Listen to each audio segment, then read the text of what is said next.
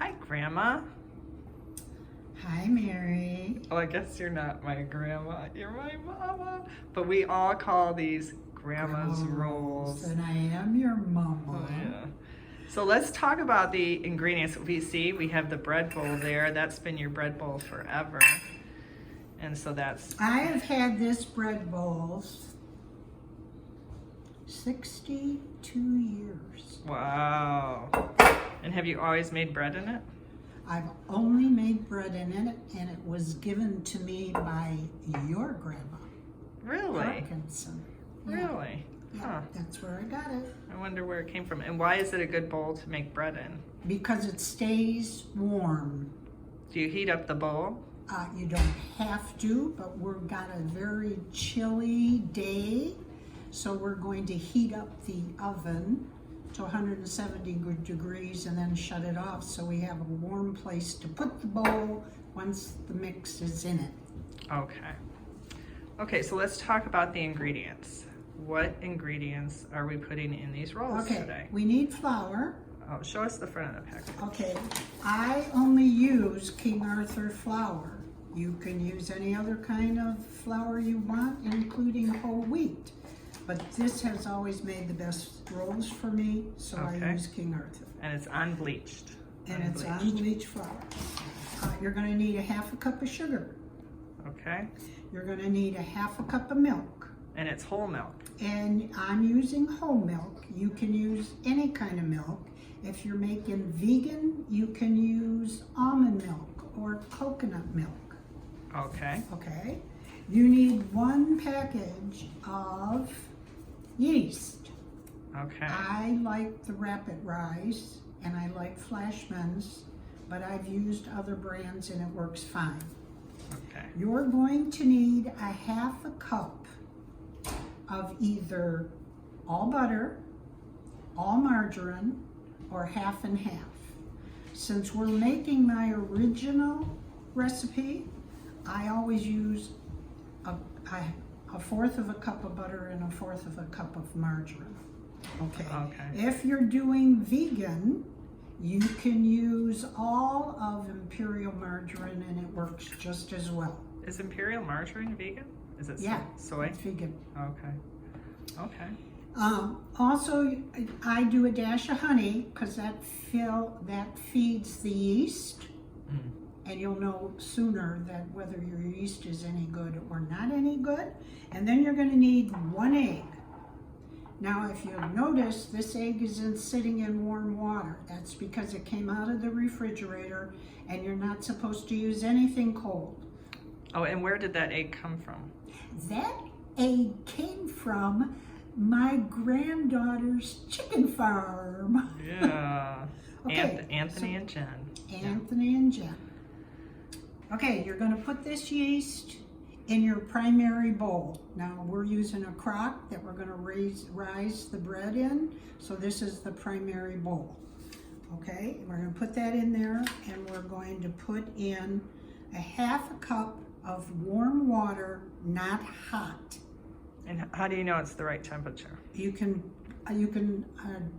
run your wrist under a faucet, and if it starts to get too hot, where it's too hot for your wrist, it's too hot for the yeast.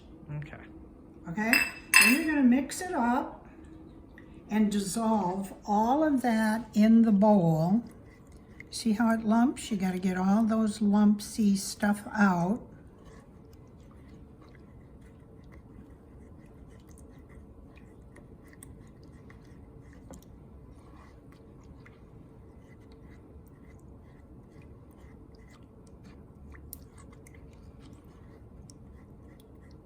Then you're going to set this bowl aside, because how do you know your yeast is any good? First of all, you check the package and it will tell you the expiration date. But I've had yeast, even with a good expiration date, that wasn't any good. So now that this is all dissolved, trying to get that off of there. We're going to set it aside for about 5 minutes, and it will start to bubble and you'll know it's good. So now while we're waiting, we're gonna get our milk ready and our butter and margarine ready. So because my daughter Mary doesn't have a microwave, we're gonna have to do this on the stove. And we gotta make sure we don't burn the milk on the stove. So this is a half of 1/4 of imperial margarine and 1/4 of butter. Okay, and then we're going to pour into that a 1/2 cup of whatever kind of milk you're using. This is whole milk, because my daughter said the original recipe, so we're going with the original recipe. It's like KFC, Yeah, the original recipe. okay? Okay. So we're gonna put this on the stove and we're gonna melt the butter and that together. Okay, we're ready to start mixing. You look in your yeast, and if you see bubbles, your yeast is good. There's a few bubbles in there. Like I said, it's a chilly morning, so the bubbles are slow, but that's okay, they're already there. Then you're gonna take your warmed egg,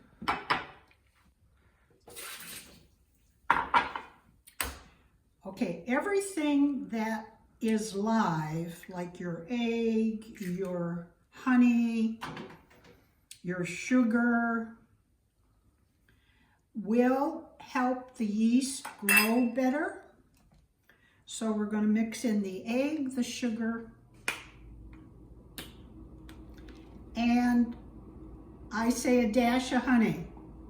That's what I call a dash of honey. 1 squirt, okay? And then we're going to mix that together really, really well.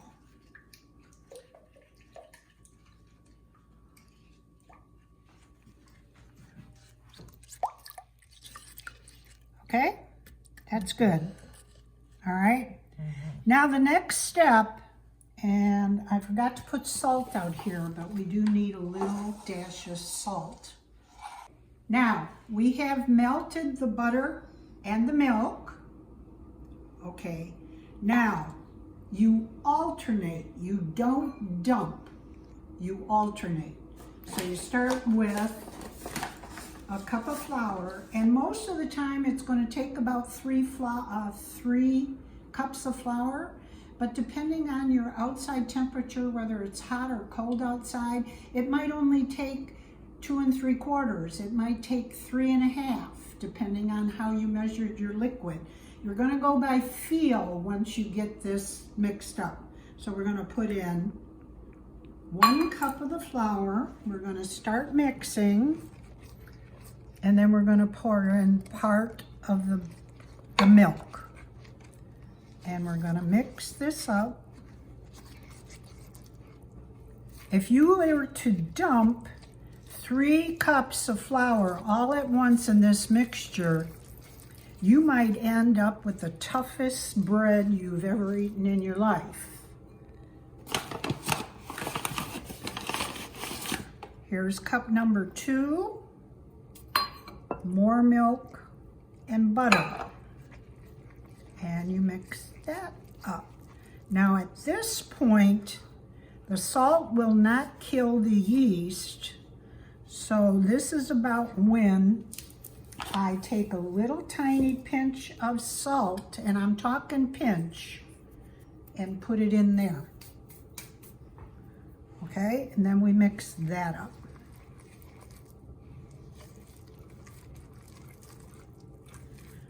Okay, here comes the next cup of flour, the rest of the milk,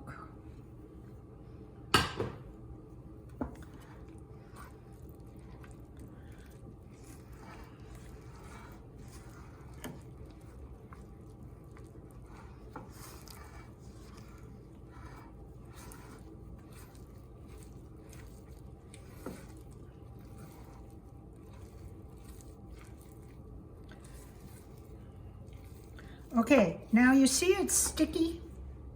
That means it needs a wee bit more flour, but you do not want it real full of flour because you're gonna put more flour in it when you need it on the board here, okay? So we're gonna put a tiny bit more flour, probably 1/4 cup, and sprinkle it in there, and then we're gonna mix it till I can handle it on the countertop. You can mix this on, you can lay this out on any surface, and I use my countertops to knead my bread.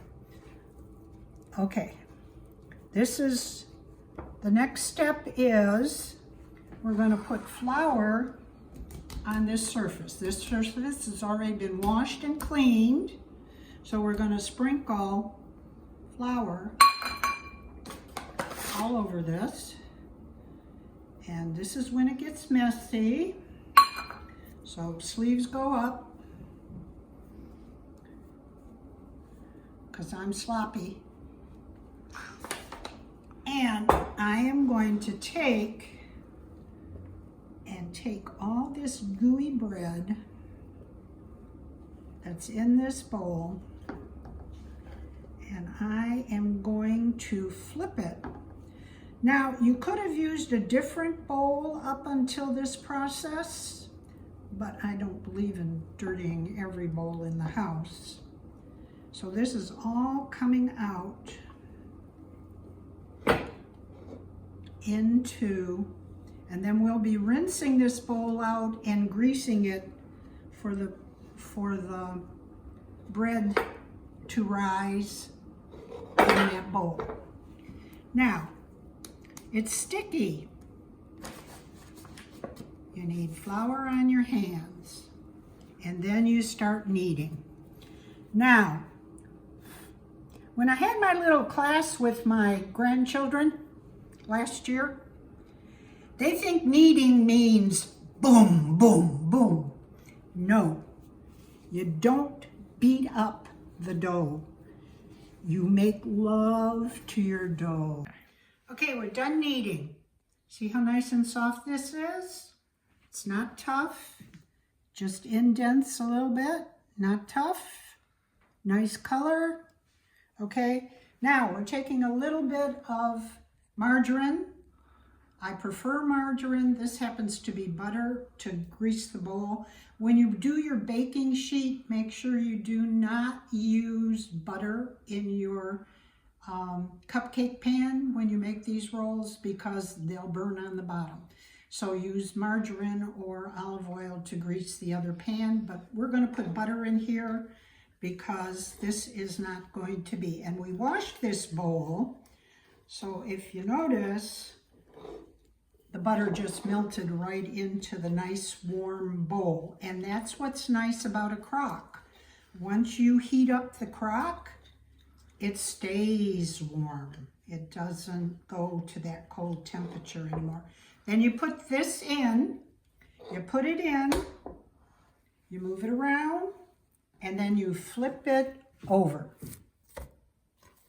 Now you take saran wrap, put it over the top, put a towel over the top, and put it in a place to rise. It will take, today it's very chilly, so it's probably going to take about 2 hours. On a nice hot day, it will only take an hour.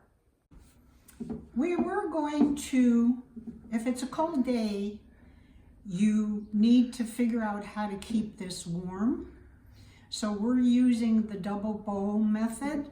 I filled the bottom bowl with warm water, and I laid the crock into the warm water. You don't want to get your dough wet.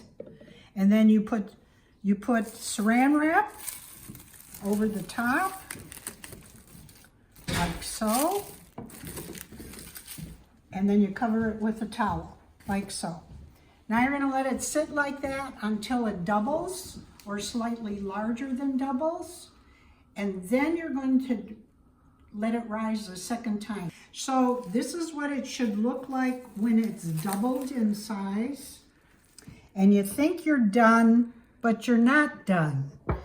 Better rolls are you could make rolls from this, but they won't be as light and fluffy unless you let this rise a second time. So you take your hand and you flip it over and you push it down just like that, and you cover it back up and put it in. Now the second rise should only take about an hour.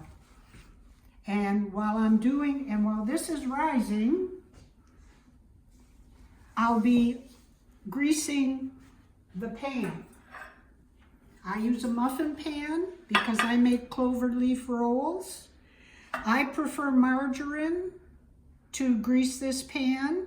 This is a kind of almost a coated pan, so you don't need as much on it. But all you do is take your fingers and grease liberally with, this is canola oil I'm using because I don't have the margarine, but I prefer margarine. Don't over grease the pan. If you do, your rolls will burn on the bottom. Just get a little bit of oil, and that's all you have to do. And look at how nice it is. It's beautiful dough. And now you're going to make rolls. You can roll this out with a rolling pin and make crescent rolls. You can make cloverleaf rolls. I like to make cloverleaf rolls in a cupcake pan. But you can shape these and twist it in any kind of roll you want. Just remember though, that once you fill this little container, they're gonna double in size. So don't be making giant ones or you'll end up with a loaf of bread. Okay?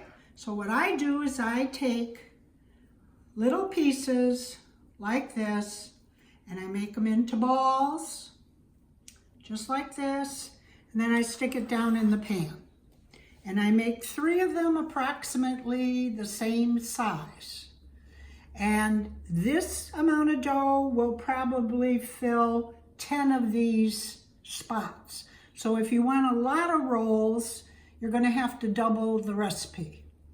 And that's the end of the education. That's it? That's it.